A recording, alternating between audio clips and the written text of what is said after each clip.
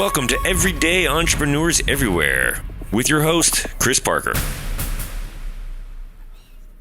Hello, this is Chris Parker, and we're here with Everyday Entrepreneurs Everywhere.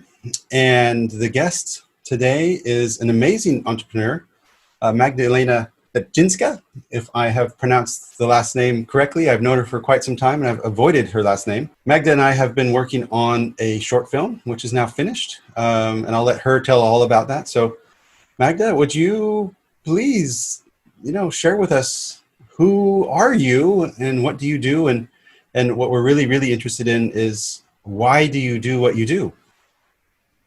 Of course. Thanks, Chris, for the introduction. Mm-hmm. So my name is Magdalena Lepczynska, so you're very close. Congratulations on pronunciation. Yeah. I'm Polish. I live and work in the Netherlands, in Amsterdam. What I do is something that I love. I love making things happen. I love organized stuff. I like working with people. I love fast-changing environment. This is why I decided to become a video and film producer. Mm-hmm. I work as a video producer in marketing team for a tech company. And recently I started a freelance career as a film producer and event organizer. My latest work is the film that you mentioned before, Silence and Done, that will premiere this year in November. Mm-hmm. So very exciting things. Do you want to hear a little bit more about the film, or should we leave it for later? I would love to hear more about the film and what your role in it was. And then I'll loop back to why are you doing all this. But yeah, keep telling us about the film. So Silence and Done is a short Dutch film that I had the pleasure to produce. It's a beautiful film. It tells a story of Sophie, a troubled and emotionally distant girl who is trying to learn how to have meaningful and long-lasting relationship, at the same time failing to open up about her childhood trauma. And in the film, we follow her on a journey through her mind and memories, where she meets her younger self and rediscovers and accepts the past. So basically, this project, this film, is about acceptance, about healing, and about hope. Wow.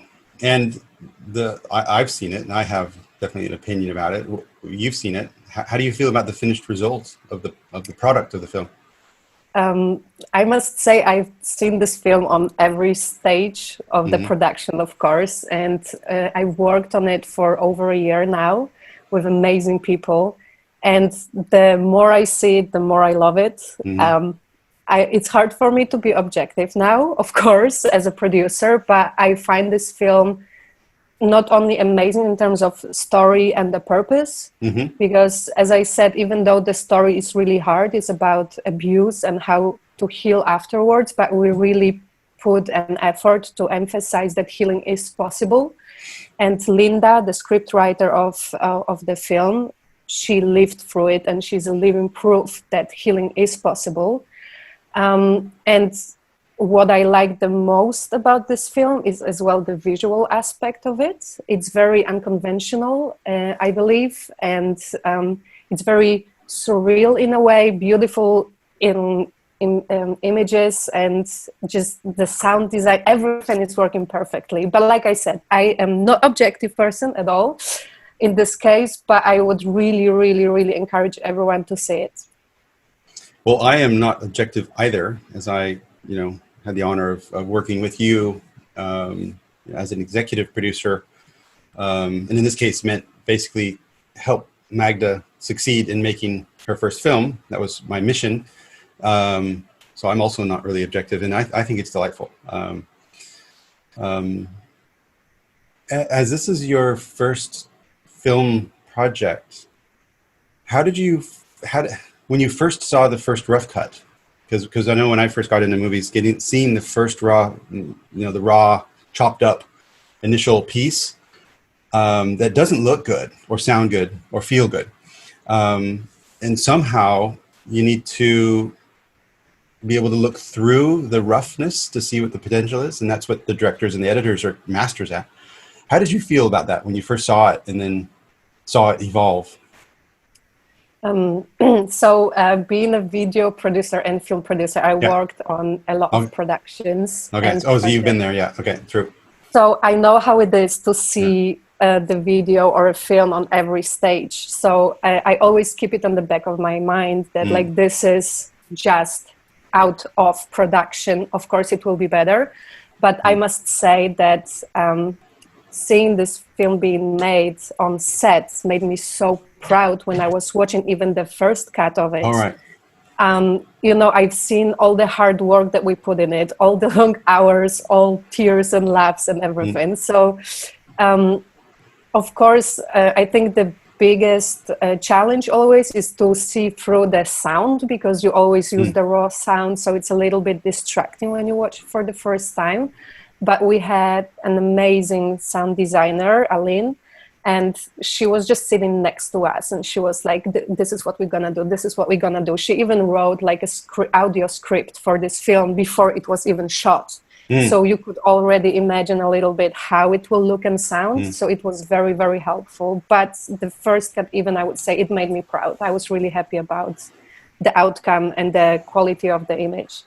Yeah. Well, yeah, I can imagine. And with your background, I can now, in hindsight, see how that makes sense. Because with myself not being, from the industry, I still have to keep it sort of mentally front of mind, and sort of work to imagine what it will look like. So I think as more and more projects come, that'll get better. So Magda, why do you do all this? What is your internal motivation to do these things that quite frankly, millions of people around the world say, I want to make a movie, and most don't.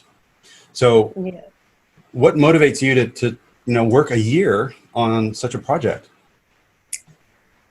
So maybe I will start the answer with a little bit of background story of mine. So when I was still in Poland, I finished studies in something completely different. I studied for 5 years. I finished with my master's degree in medical analysis.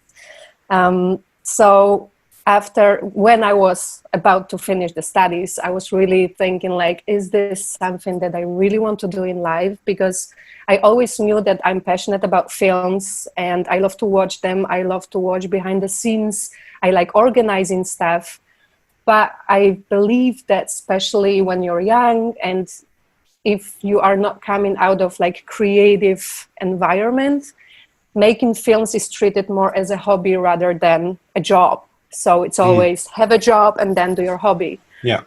But because I thought like you only live once, and I really love films, and what motivated me the most, maybe it's a bit of a cliche, but I read a book by Sidney Lumet about making films. What was the book called? About making films or making films. Yeah, it was called that. Okay. Yeah. I can't remember the title exactly. We'll find it and we'll put it in the show notes. So yeah, and it really showed me how big is the world of filmmaking. So I decided to move to the Netherlands and study film here.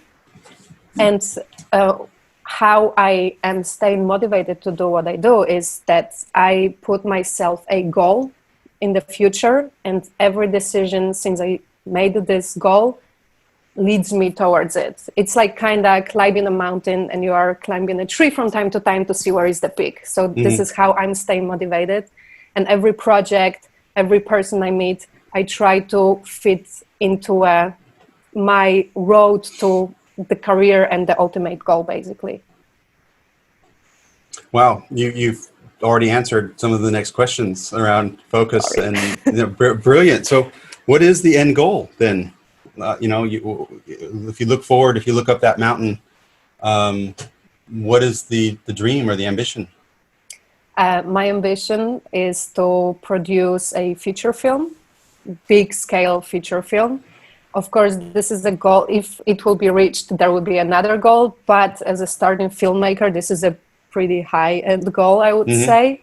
So yeah, this is what I'm really focusing on and trying to reach it. And, there is so much to learn, of course, because I started quite late my education in film, but it's all about feeling it as well and being motivated. And if you are, you can do anything.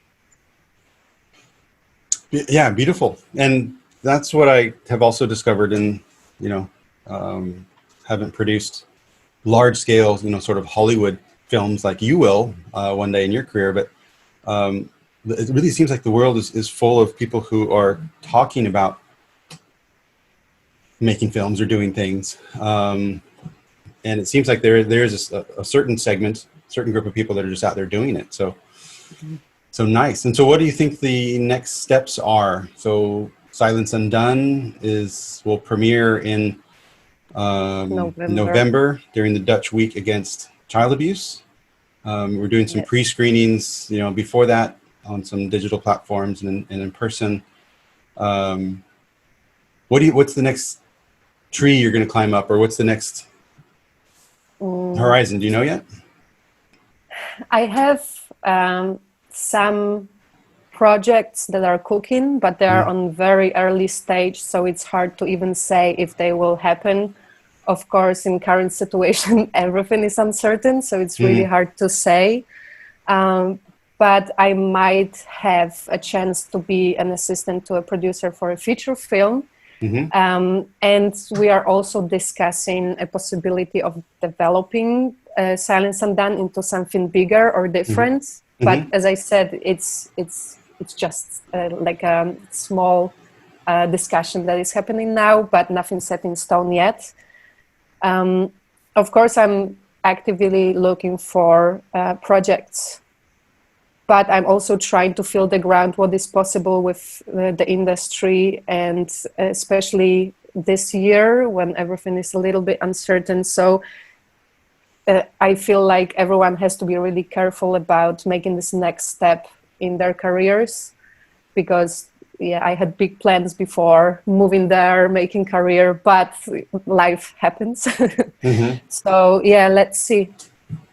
Well, my observation with the Corona time, while it is a global crisis and pandemic, and people are sick and people are dying, that is changing so much. And my anticipation is, with all the uncertainty, that there's going to be sort of a seismic shift of what normal is over the next year or two.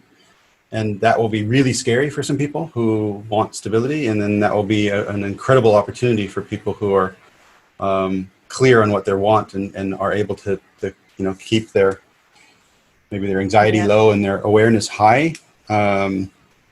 So, because things will still happen and people will be looking for new and different ways to do things. So there's definitely opportunities there. So, but what I heard from you is, if there is someone who has watched Silence Undone, and if they are inspired by that and would want to finance or support that project into feature length, then they should call you. Yes, definitely. So as I mentioned, we are thinking of developing the short film into a longer format.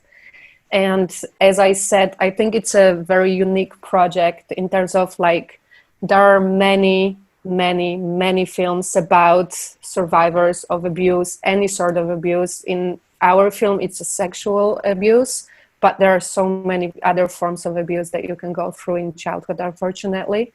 And what I like about our film, that we don't state the obvious, this is bad. Everyone knows that everyone knows that we know it, we hate it. But what we want to do is to really show that healing is possible, and really show people who went through such a thing, or their family and friends, that you can be healed and you can be happy again. So I think it's a very important message that is often skipped. And I think that those people need this encouragement. And of course, it's always their own choice how to deal with stuff. But I think showing, and one of the options is at least we can do.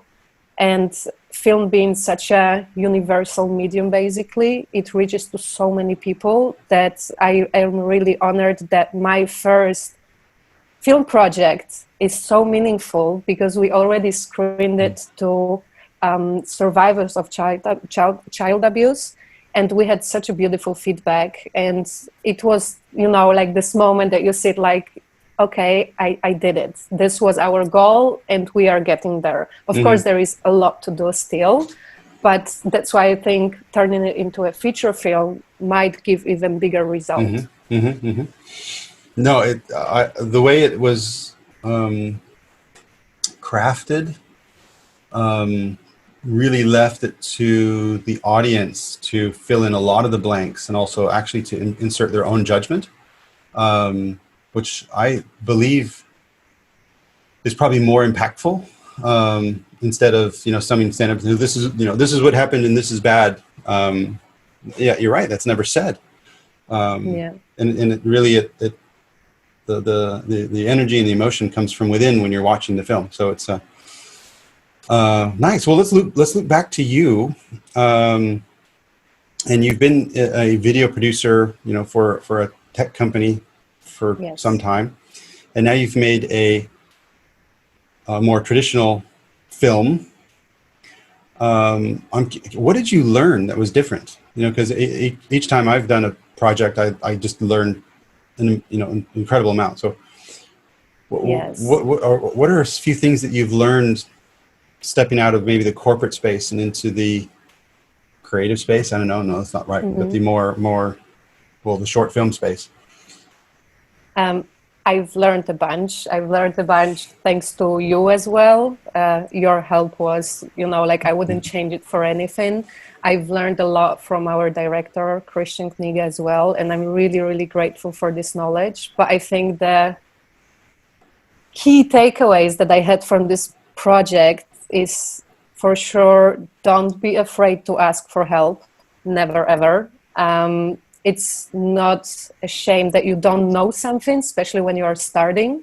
So always be transparent. Don't say yes, I will deal with it. But inside, I have no idea what is going on. Always better to be honest. As I said, it's not a shame if you don't know something. Always ask for help.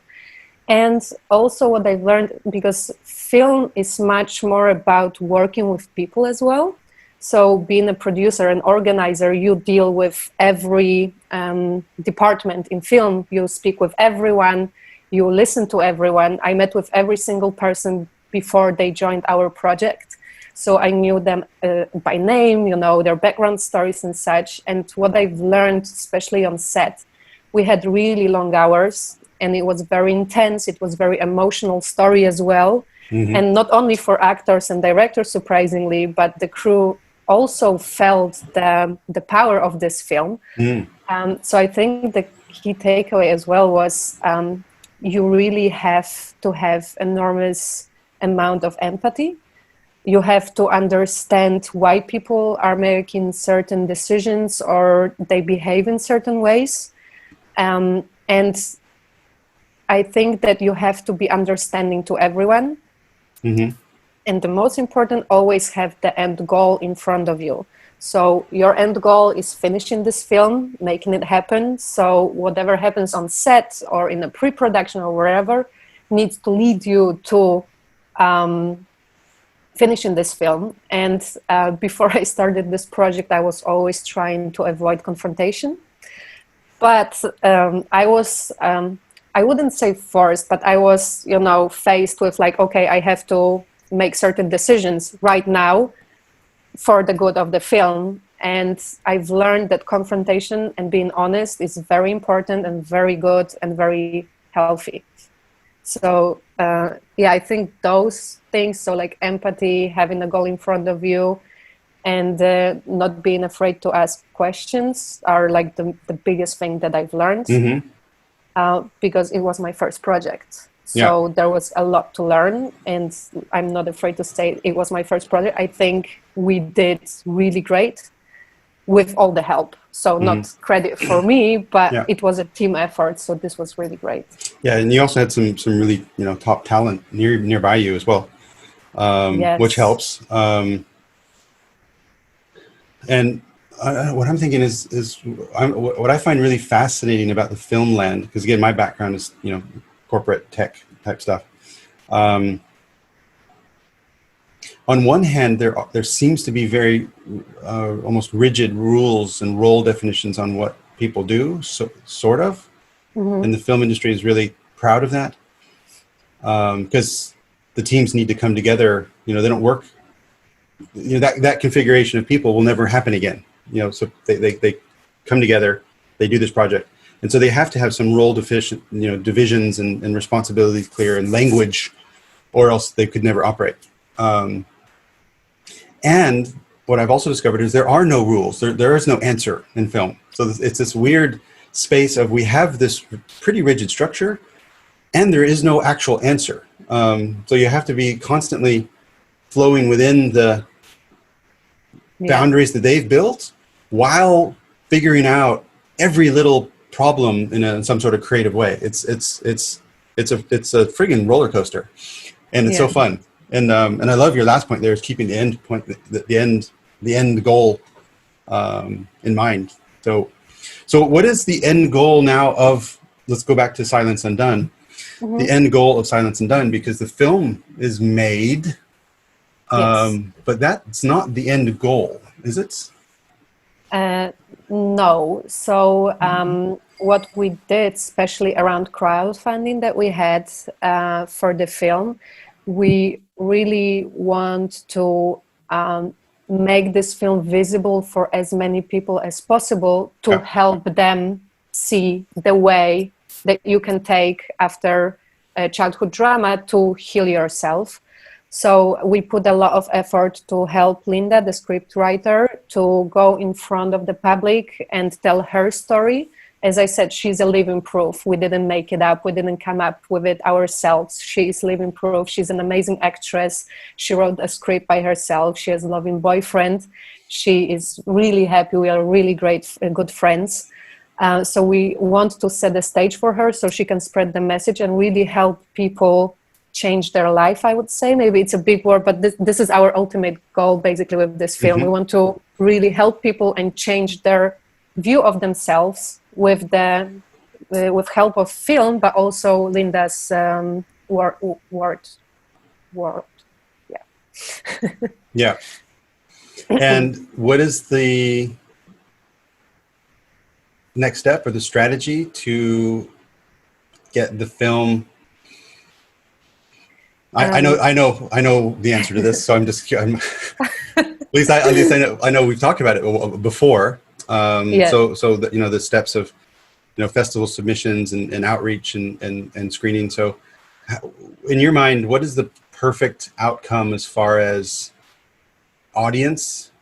Because this isn't a financially motivated film, so that we're actually not selling the film isn't really even been part of the discussion. It'd be nice if someone wants to buy it, sure, but that's not the point. It's outreach. It's getting to the audience. So what is your perfect, if you go forward 12 months and you look back and you're like, oh my God, that film was on Oprah. Or what is, or what is the dream? Yeah. I think the dream is to get as many partners on board as possible who would be interested in the story and screen our film to their networks and, cinemas, of course, who would deny being screened in a cinema. Of course, there is this conventional way, so film festivals having a premiere, but our aim is to really find people. We are already in collaboration with a few organizations that are helping people after childhood traumas, and they will be screening the film to their audience. So I think this is something that is very important for us. So if there is anyone there listening who works in such an organization and would be interested to have a dialogue with us and see the film and see if it's something that you would like to screen, then I would be more than happy really to hear from you. Yeah, marvelous. I'm going to send it to Oprah as well, just because I just thought of that. But anyhow, well, that's also what I've learned is if you don't try it, you'll never know it. So. Oh yes. With Campus Party, which is an event that will have already happened by the time this podcast is shown, but this video will be on that event as well. I promoted 3 different topics to the global main stage. So there's, Edward Snowden, there's Al Gore, there's all, and 2 of them were sort of traditional corporate white men doing traditional corporate stuff that I also love. And, I consider people friends. And they instantly connected with this film, and they said, yeah, no, we don't want corporate stuff. We want that. This is meaningful. This is magic. And so it's actually, on that main stage between these, traditionally very, really famous people. And so, and all it was just, hey, asking. So pinging up an email and saying, hey, this is what we're doing. This is why we're doing it. Are you interested? So Oprah, Yeah. you're next. You're next. So how do you keep yourself, because you are, high energy, well educated. You're building your career, profile. What keeps you motivated? How do you keep taking that step every day up that mountain? I think it's easier if you really do something that you're passionate about. Mm-hmm. And this is something that's, my case. I love films, and this was something that I knew always that I want to do, but not always had the courage to admit it and make a step towards it. So once I did, I'm like unstoppable.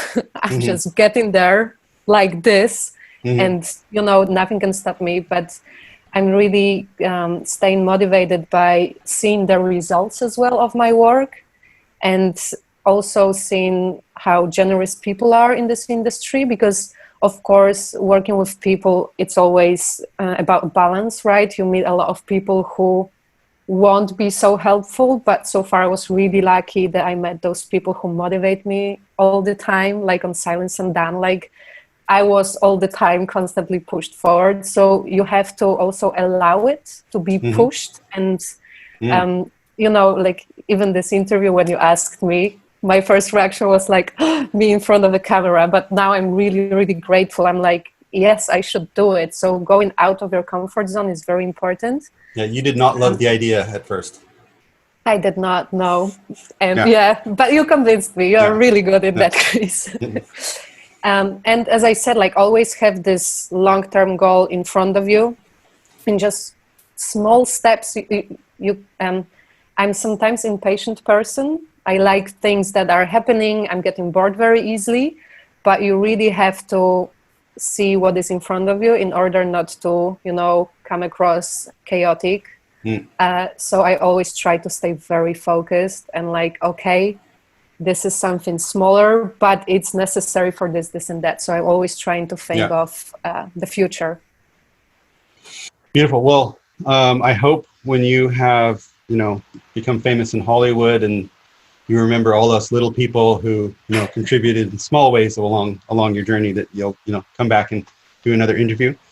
I think also just for the audience, I just realized that Silence Undone, it's a 17-minute film. It's in the Dutch language, has subtitles. It's not for children. It's not because it's graphic by any way, but I think the intention is more young adults, perhaps. And I think if, as I've watched it in both, just Dutch and with subtitles, for me, it was equally powerful. So I'm, really, curious how they experience it. Now, when they watch it, or if they would like to watch it or buy it or screen it, or otherwise promote it, Magda, how can they get a hold of you to spread the word and get that film in front of audiences? So first of all, I would love to invite everyone to visit our social media, Silence and Done, Facebook and Instagram. We constantly post updates about the film, how is it going, and our website, silenceanddone.nl, where we put all the updates about where the film is, and you can find our email on the website as well, so feel free to reach out. We are more than happy to have any sort of conversation with our audience. So this would be the best way to contact us about the film. Great. Thank you so much, Magda. Thank you, Chris, so much. It was a pleasure. Learn more at ebullient.com/podcast.